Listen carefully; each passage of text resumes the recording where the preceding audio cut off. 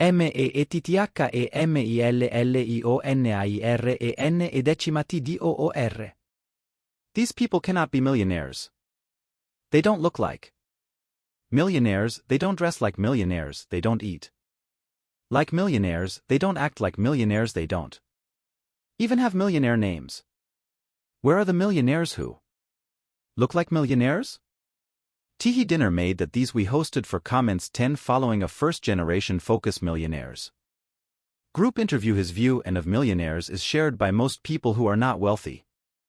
They think millionaires own expensive clothes, watches, and other status artifacts. We have found this is not the case. As a matter of fact, our trust officer friend spends significantly more for his suits than the typical American millionaire. He also wears a $5,000 watch. We know from our surveys that the majority of millionaires never spent even 1/10 of $5,000 for a watch. Our friend also drives a current model imported luxury car. Most millionaires are not driving this year's model. Only a minority drive a foreign motor vehicle. An even smaller minority drive foreign luxury cars. Our trust officer leases, while only a minority of millionaires ever lease their motor vehicles. But ask the typical American adult this question: who looks more like a millionaire? Would it be our friend, the trust officer, or one of the people who participated in our interview? We would wager that most people by a wide margin would pick the trust officer. But looks can be deceiving. This concept is perhaps best expressed by those wise and wealthy Texans who refer to our trust officers type as big hat no cattle. We first heard this expression from a 35-year-old Texan. He owned a very successful business that rebuilt large diesel engines. But he drove a 10-year-old car and wore jeans and a buckskin shirt. He lived in a modest house in a lower middle-class area. His neighbors were postal clerks, firemen, and mechanics. After he substantiated his financial success with actual numbers, this Texan told us, "My business does not look pretty. One, don't play the part. Don't act it. When my British partners first met me, they thought one was one of our truck drivers. They looked all over my office, looked at everyone but me. Then the senior guy of the group said, 'Ayo, we forgot we were in Texas. One don't own big hats, but one have a lot of cattle.' PORTRAIT Who is the prototypical American millionaire? What would he tell you about himself? Plus, I am a 57-year-old male married with 3 children. About 70% of us earn 80% or more of our household's income. Plus, about 1 in 5 of us is retired. About 2/3 of us who are working are self-employed. Interestingly, self-employed people make up less than 20% of the workers in America but account for 2/3 of the millionaires. Also, 3 out of 4 of us who are self-employed consider ourselves to be entrepreneurs. Most of the others are self-employed professionals, such as doctors and accountants. Plus, many of the types of businesses we are in could be classified as dull normal. We are welding contractors, auctioneers, rice farmers, owners of mobile home parks, pest controllers, coin and stamp dealers, and paving contractors. Plus, about half of our wives do not work outside the home. The number 1 occupation for those wives who do work is teacher. Plus, our household's total annual realized, taxable, income is $131,000. Median, or 50th percentile, while our average income is $247,000. Note that those of us who have incomes in the $500,000 to $999,999 category, 8%, and the $1 million or more category, 5%, skew the average upward. Plus, we have an average household net worth of $3.7 million. Of course, some of our cohorts have accumulated much more. Nearly 6% have a net worth of over $10 million. Again, these people skew our average upward. The typical, median, or 50th percentile millionaire household has a net worth of $1.6 million. Plus, on average, our total annual realized income is less than 7% of our wealth. In other words, we live on less than 7% of our Wealth. Plus most of us, 97%, are homeowners. We live in homes currently valued at an average of $320,000. About half of us have occupied the same home for more than 20 years. Thus, we have enjoyed significant increases in the value of our homes. Plus most of us have never felt at a disadvantage because we did not receive any inheritance. About 80% of us are first-generation affluent. Plus we live well below our means.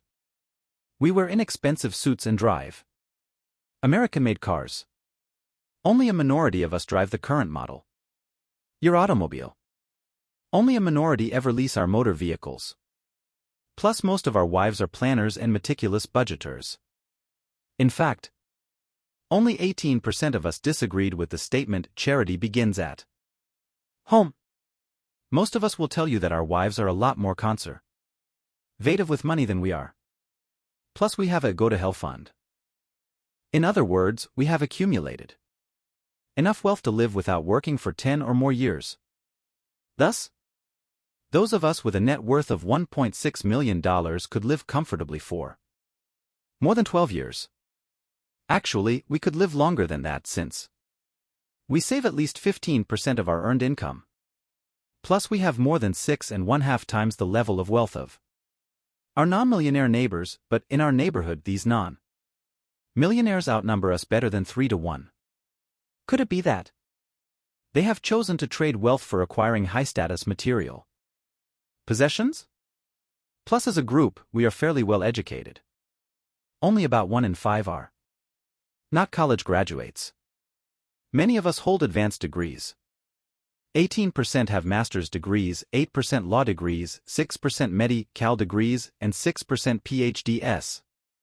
Plus only 17% of us or our spouses ever attended a private elementary or private high school. But 55% of our children are currently attending or have attended private schools. Plus as a group, we believe that education is extremely important for ourselves, our children, and our grandchildren. We spend heavily for the educations of our offspring. Plus about 2/3 of us work between 45 and 55 hours per week. Plus we are fastidious investors. On average, we invest nearly 20% of our household realized income each year. Most of us invest at least 15%.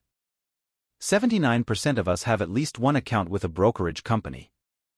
But we make our own investment decisions.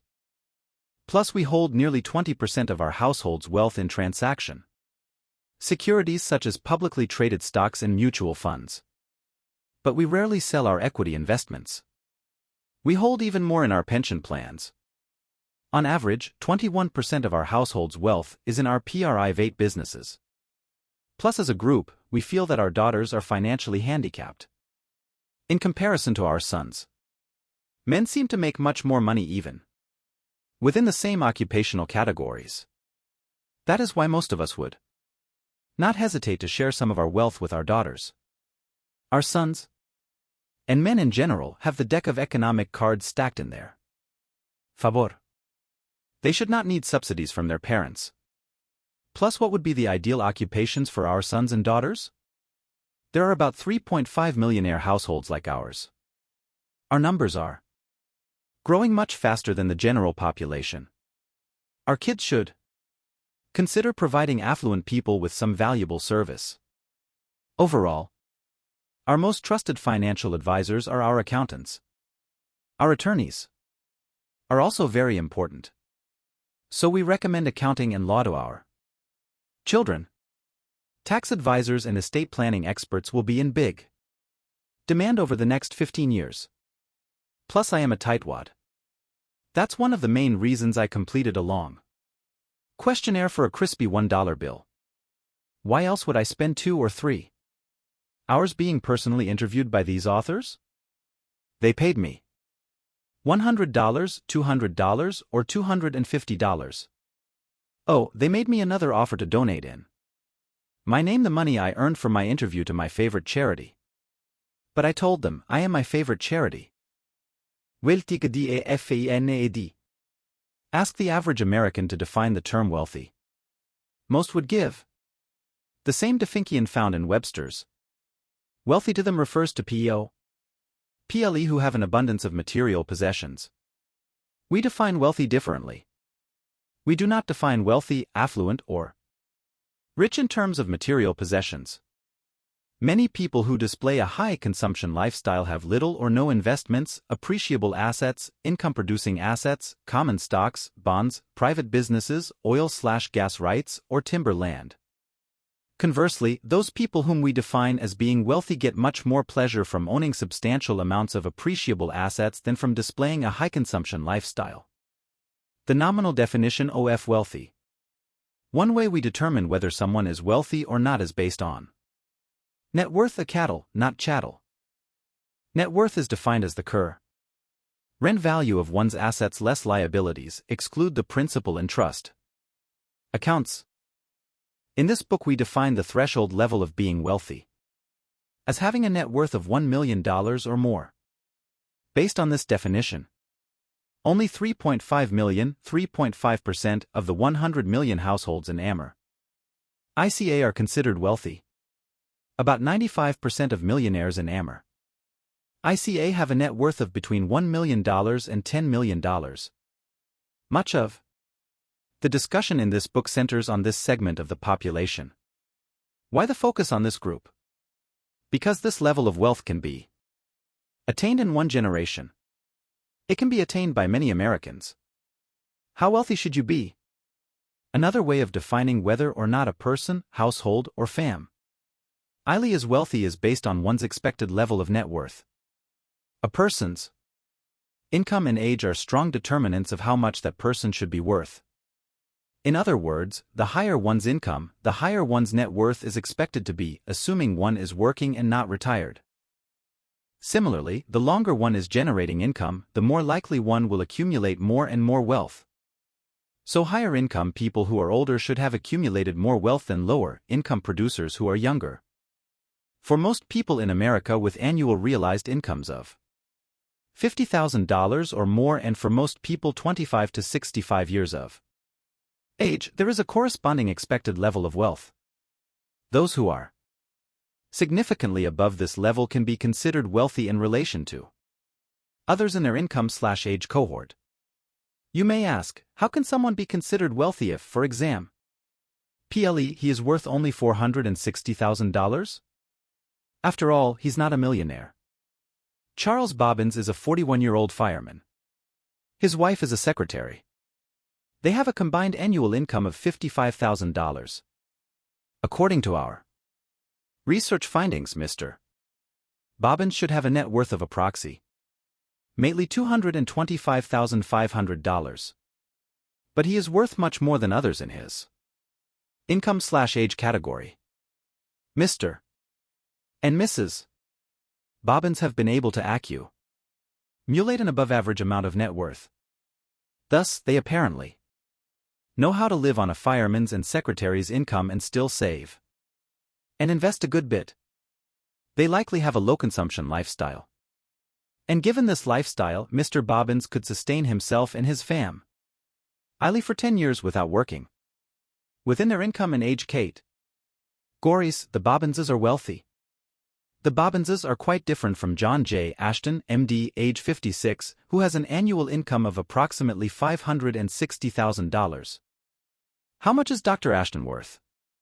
Is he wealthy? According to one definition, he is, since his net worth is $1.1 million. But he is not wealthy according to our other definition. Given his age and income, he should be worth more than $3 million. With his high-consumption lifestyle, how long do you think Dr. Ashton could sustain himself and his family if he were no longer employed? Perhaps for 2, at most 3 years. HOW to determine if your WEALTHY. Whatever your age, whatever your income, how much should you be worth right now? From years of surveying various high-income/high net worth people, we have developed several multivariate-based wealth equations.